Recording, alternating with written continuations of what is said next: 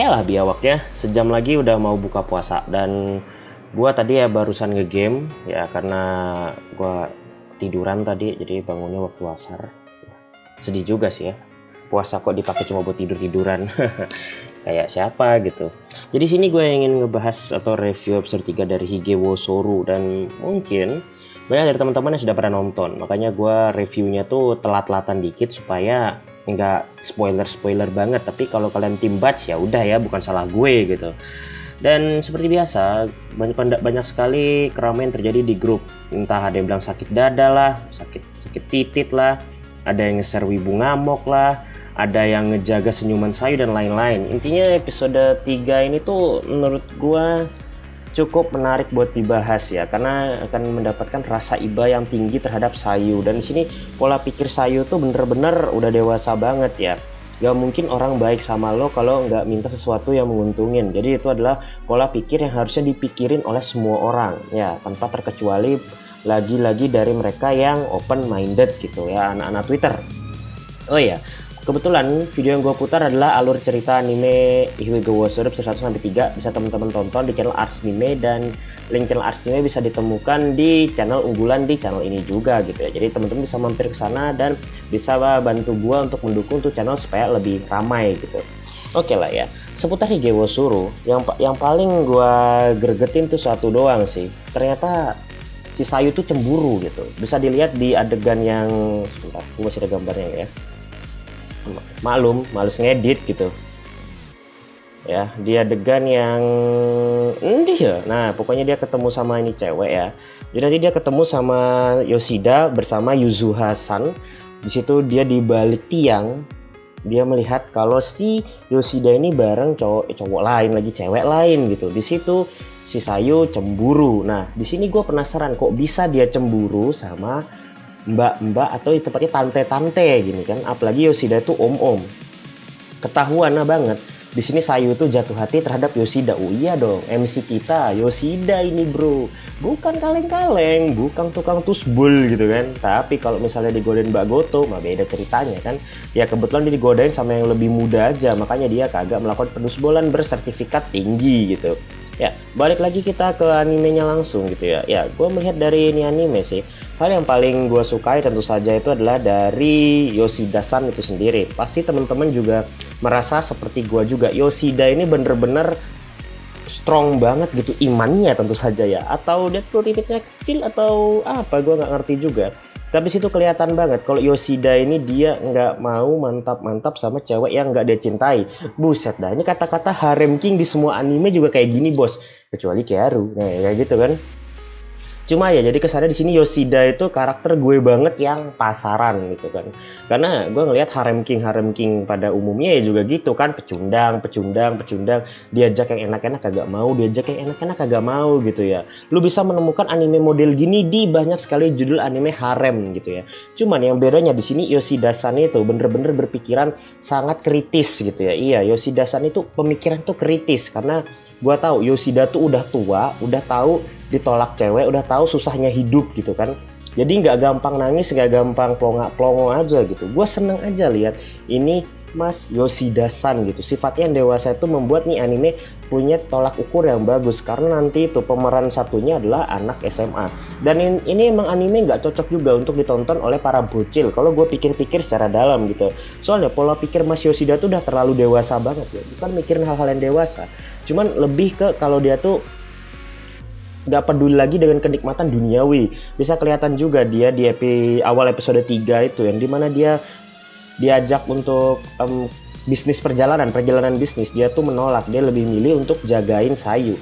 Di sini kan sudah kelihatan gitu kalau misalnya dia punya yang namanya itu prioritas dalam hidup dia. Padahal teman-teman tuh menyindir kalau Mas Yoshida ini gila kerja. Artinya apa? Mas Yoshida-san ini tuh ngumpulin duit kerja keras supaya bisa deketin Bude Goto lagi dengan statusnya yaitu pekerja keras atau punya jabatan lebih tinggi. Artinya apa? Mas Yoshida ini belum menyerah dengan Bude Goto. Itu yang disebut pria sejati, nggak pantang menyerah. Karena pada dasarnya orang yang nggak menyerah itu tidak pernah gagal. Itulah yang gue dapat dari Mas Yoshida ini. Cuman kehadiran Sayu ini yang menurut gue jadi magnet yang sangat kejam banget untuk prinsipnya Mas Yoshida gitu kan. Kalau sampai Mas Yoshida ini tuh bener jatuh cinta sama Sayu, artinya idealismenya yang kuat itu mencintai Mbak Bude Goto yang ukuran bobsnya jauh lebih besar itu omong kosong dan akhirnya jadi korban bucin. Gue sih harapannya satu, Mas Yoshida ini tetap mencintai Bude Goto karena itu adalah pendirian dia sejak awal. Kalau sampai cinta sama yang lebih muda, artinya ya nggak jauh beda dong dengan anime bucin-bucin lainnya itu ya kayak si Eren juga kan ujung-ujungnya dia gitu gara-gara bucin.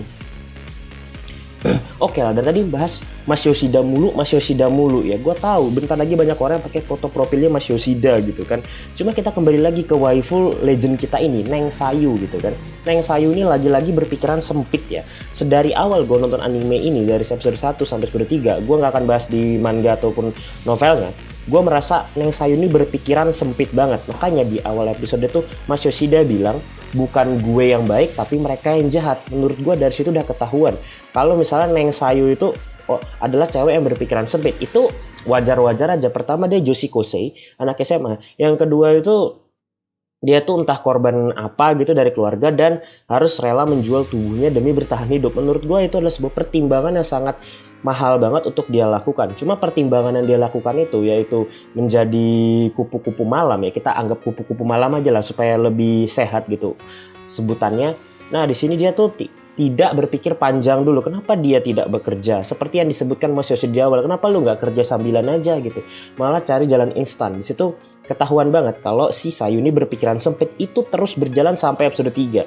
Di episode 3 dia mikir, kenapa ini Yoshida-san ini tuh bener-bener baik banget sama gue, melakukan segalanya buat gue. Padahal kalau cuma beres-beres rumah mah dia bisa aja lakuin sendiri, bisa aja orang lain, nggak perlu gue. Tapi secara fisik itu si Sayu tuh pede banget. Emang fisiknya itu menggugah iman sekali. Cuman iya aja sih, Mas Yoshida tuh tahu kalau pilihan terbaik untuk body itu tetaplah cewek yang lebih tua. Lebih tepatnya lagi Mbak Goto Airi ini yang nggak terkalahkan dari segi mentalitas kedewasaan. Main fandom lebih mantap bro daripada lu lawan si teen girl gitu.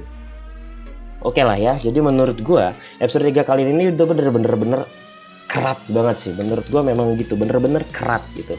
Gue sudah menikmatinya, nonton sampai 2 kali. Gue nonton versi Muse, lalu nonton versi Yun Sensor. Dan ya menurut gue ini adalah sebuah karya yang epic banget, yang sedikit kontroversial juga di awal karena pola ceritanya adalah cewek yang menjual diri demi bertahan hidup. Tapi ya memang kalau konsep cerita kayak gini itu harusnya diambil tuh hikmahnya gitu kan. Cuman di sini karena lihat Neng Sayu yang begitu cantik, mana peduli kita sama hikmah kan, yang penting jadi waifu gitu. Dan Mas Yoshidanya ini loh yang epic banget, elit banget, yang harusnya jadi panutan kita semua. Panutan kita tuh Mas Yoshida, bukan Eren Yeager yang si labil, bukan juga si Deku yang hobinya bolos sekolah, bukan juga si Hachiman yang ujung-ujungnya jatuh cinta sama Yukino. Itu nggak bisa jadi panutan. Mas Yoshida ini the best panutan anime all of time gitu ya. Oke lah teman-teman ya, mungkin itu aja bacotan dari gue tentang episode 3 Hige wo Suru. Episode 4, 5, 6 nanti menyusul ya. Untuk kedepannya nanti untuk anime musim-musim ini setiap 3 episode gue bakal bikin alur cerita. Jadi tunggu aja, nanti gue bakal bikin ceritanya Tokyo Revenger 3 episode, lalu juga Sentoin Hakkenshimas, dan mungkin yang itu Koimo udah 4 episode ya kebetulan ya. Jadi itu akan gue bikin alur ceritanya pelan-pelan. Jadi buat temen-temen yang mungkin males nonton anime atau kebetulan Team Batch, bisa aja mampir ke Arts Anime dan bisa request di sana. Karena gue janjiin setiap request yang datang gue bakal bikinin ya, asal kagak minta BNP aja gitu ya. Oke, itu aja sekian dari gue. Thanks for watching. Gue si RY dan sampai ketemu di video gue yang lainnya.